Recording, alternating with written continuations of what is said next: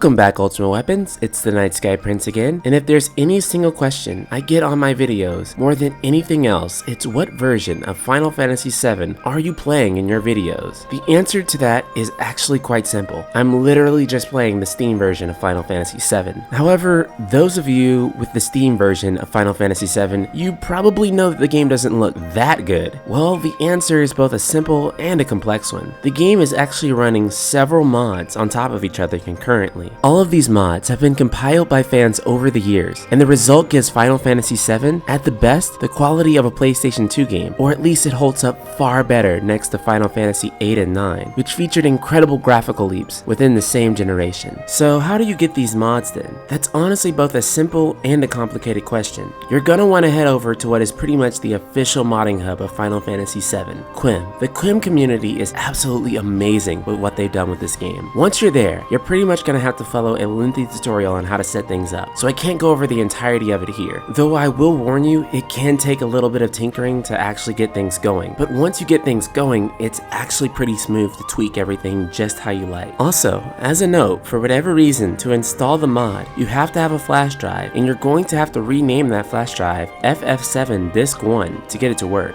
Don't worry though, as pretty much any flash drive at all will do it, and you don't have to erase the files on your flash drive to get it working either. The game literally just needs to know that there is something inserted with the title FF7 Disk 1, and it'll take it. It's also worth mentioning that all the mods you load in have a very specific boot order they have to load in, which sounds incredibly complicated, but thanks to the tool they provide called Seventh Heaven, it's actually incredibly easy to manage all these mods. There's also a lot of help provided to make sure you can get the mods working, or you can easily dig through some of the previously asked questions and figure out what your problems are. So the mods sound nice, and this gameplay footage certainly is a lot prettier than the original Final Fantasy VII, but what can you actually do with it? Well, a lot actually. Character models look absolutely brilliant here, allowing you to choose from quite a few different art styles, ranging from super detailed ones to ones that come very close to matching the CG models of the original Final Fantasy VII. Something about being able to play as those full-size, detailed CG movie models in real time is just so nostalgic to me,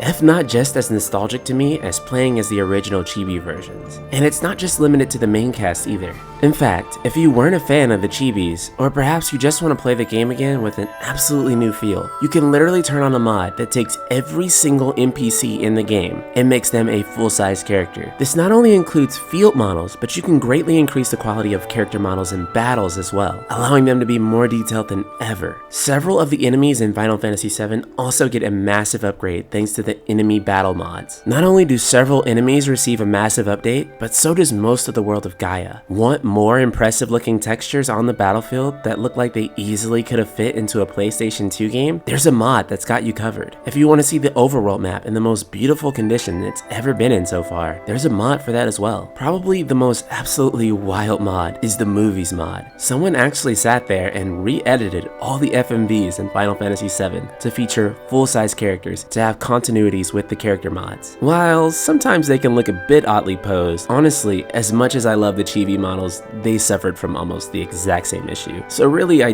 don't see much to complain about with regards to that. Updated music is something you can always expect with the mod for an older game. While I know many of you wouldn't change a single note of the amazing OST of Final Fantasy VII, there's actually some really good fan-made arrangements here. I'm using the symphonic remaster option, which is something that I've deeply enjoyed, as I feel the arrangements stay true to the original music while adding their own flair in there, giving the game both a new feel and an old nostalgic feel at the same time. There are so many more mods here that I could literally talk for hours about this. For example, did you not like the poor English translation of Final Fantasy VII? There's a mod that fixes it. Want updated HD character portraits and menus? There's a mod for that as well. Do you like the more clean, minimalist battle UI I've been using throughout this combat video? There's a mod for that. And while I do have the blue background menus turned off, don't worry, there's an option to turn them back on. I just personally like it this way so I can take in more of the battlefield. So I really hope this answers your question. I hope many of you guys will play through this game all the way through again. It really recaptures captured the magic for me again. For those of you who are waiting on Final Fantasy VII Remake or never played the original, honestly, try playing it like this. These mods have really refreshed the experience for me and have reminded me why, out of all the Final Fantasy games, 7 really is the best one in my eyes. And if you found this video helpful, be sure to check out my Patreon at patreon.com/thenightskyprince. And recently, I've revamped it to add even more content for you guys. I really hope you guys enjoy. There's a link in the description below.